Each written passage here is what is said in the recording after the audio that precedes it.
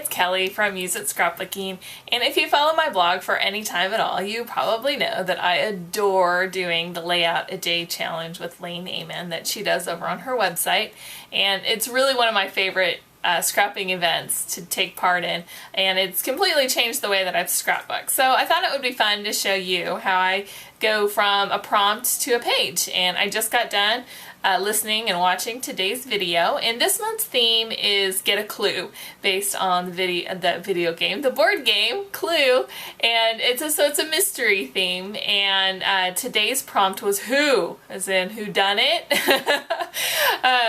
But there's so many different ways I could take this prompt, and Lane talked about possibly scrapbooking somebody who isn't usually in my scrapbooks, or the layout. The sample layout was who do I want to be, and you know, we're always changing even as we get older, so that might be an interesting way to go, but I really have no idea what I'm going to do yet, so it's pretty wide open, and I thought I'd walk you through the process and check in a couple of times and let you know what I'm thinking I might do, and then eventually show you what we will do, because it has to be done by midnight, and show you what papers and things we chose and why I chose them. Sometimes it's a color I want, and other times it's because that's the one that's on my desk. So we'll see which way we go today, but I invite you to join me on the journey. Okay, so it's lunchtime, and I'm still trying to think of my who for today's layout. Of course, right now I'm more worried about what, as in what's for lunch, but I still have who going around in the back of my head.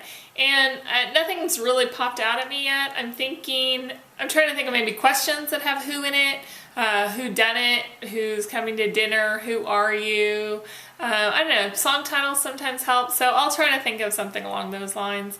I've been working a lot in my college photos because I'm putting together a reunion video. So the picture might come out of there because those are kind of running around in my head right now. But I'm not sure yet. So we'll see what clever idea I come up with, and I will let you know. Alright, so I told you I'd keep you updated, and I'm here in the car rider line, and I think I just thought of my idea on the way here. I was thinking of whose idea was this, because I was watching our little kitten, and she's adorable, so I can't really say that was a bad idea. But I got to thinking about, again, I'm going to my college reunion, and I'm taking all this stuff with me, all this memorabilia, and I have t-shirts and programs and pictures, and I'm doing the video and all of this stuff, and the thought occurred to me, who keeps all this stuff? Well, I keep all this stuff, so I thought I would do a layout, take a picture of all the stuff that I'm packing and putting together, and I gotta get it out anyway, so I can kill two birds with one stone. So I think that's what we'll do, and we'll see how it turns out. See you on the other side. Okay, so I took the pictures for my layout, and I don't normally take pictures specifically for a prompt, but this one just seemed to work out that way. 99% of the time I use the millions of photos that I have stored back there. But anyway, these I printed. I took them on my camera phone, and I put them in Instagram and made them all cute. And then I printed them out using Photoshop Elements, and I printed them out as a contact sheet, and the contact sheet prints as 2.5 by 2.5 squares. So they're kind of small, but I think it'll be good on the layout, and that'll leave us plenty of room to tell our story. Okay, so here's the sketch I'm thinking of using. It came from the Memory Nest. It's their May sketch challenge, and I like it because I like this focal point in the middle. This particular sketch only has the one photo, but I'm thinking because our photos are kind of small, that I think I can pair them together and make it a large focal point right there in the middle of the page. I also like these elements, layering them and how they're cut out, and I like to fussy cut, so that kind of works with all that. Alright, so the next thing to do is to find the paper. Okay, so here we have the photos. I'm still working on what paper and colors that I want to use. Since I have a lot of my college shirts here, there's a lot of maroon and gray, because that was that's our school colors. So I could go somewhere along that lines. I don't have a particular paper that's kind of jumped out in my head, but I'm thinking I have some old scenic route, and because the sketch I was thinking of using has those fussy cuts, there's been some flowers on there, I was thinking of fussy cutting, and I think that might work really well actually. So let me see if I can find it. This is the paper here that I was thinking of using. So that might be really fun. I love these designs. I love how there's newsprint and the flowers. I think it'd be fun to cut that out and use that around the paper. So if I use these to cut, then I need something to use for the background. I don't know about that one. Let's see what else. Usually they're pretty good about coordinating things. So I love that paper, but that's not exactly what I want. See, that would work. I don't know if you can see that. There are numbers and circles, and since it's kind of counting down the years and time, I think that might work really well, actually. And then I'll need something as a base. So I think some craft colored cardstock would look nice because there's a lot of tan in here. I could do red, but I don't think I have the right color red. So I'm going to go with the craft. Okay, so I printed out my pictures. I've decided on my paper, and I have a sketch to kind of go on. We'll see how closely I get to that. So I think the first thing I'm going to do, this will be my base, so I'm going to go ahead and cut the title off of this. A handy dandy trimmer. Okay. There's the base, that's ready to go. And I'm going to go ahead and cut these pictures out. I'm thinking I want 4 and not 5, so we'll need to decide who makes the cut here. But I'll go ahead and print these out. Like I said, I printed these in Photoshop Elements. I think I'll need to do a quick video or some instructions to show you. It's on scrap. I think I'm probably going to go with all of the ones that are the same filter because this red one is super bright and I've actually already used it on a different layout. Kind of goes with the story, but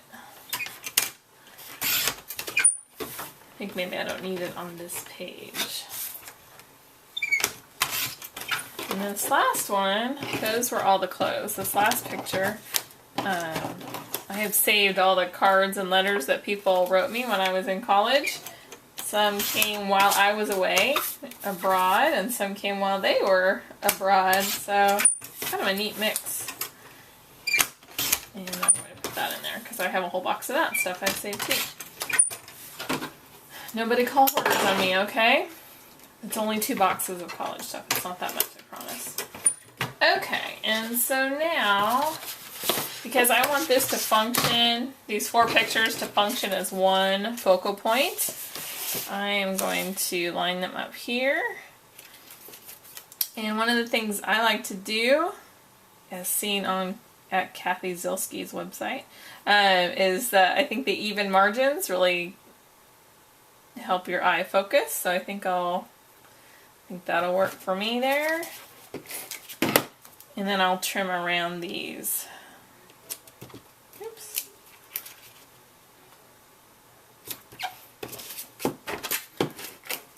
I don't put a ton of adhesive on here just yet because I just may want to move things around once I get it on there. So this will do for now, and I can add more later if I need to. I'm trying to make sure, I think it's probably best if that center piece is the most even. I was kind of cutting these quickly, so I don't think they are as clean as they could be, but that's okay. Sometimes that happens when you're doing load. Okay, so cut that. Alright, so there's our base. And our sketch is kind of in the middle there. I think that's good. Yeah, I could kind of do that. And then I think I will cut out some of these flowers and we'll place them around. I need my scissors. Here. Okay. So, See, like that red one, I can cut out that half and slide that under there, and that'll be a nice accent. I'm not wasting any of the page here. Again, when you fussy cut, it's better to move the paper than the scissors as much as you can. And I love being able to do this to kind of create my own accents.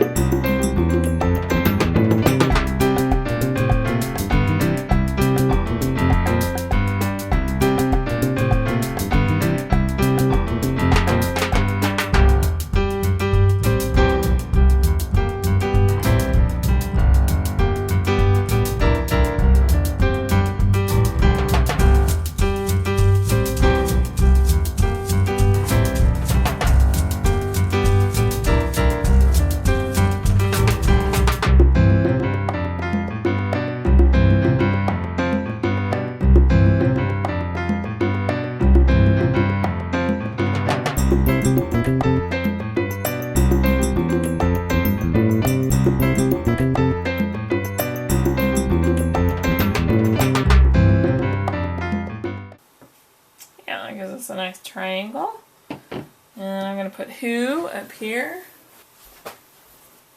Okay, so I needed some letters, and look, I found these black ones that also have newsprint on it that matches our flowers. Different designer, but they happen to go together.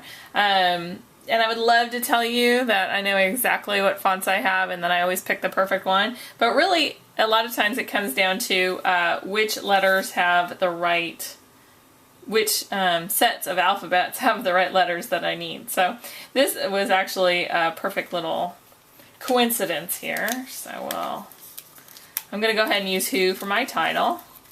I like it. Okay, I'm going to start gluing stuff so I can be done.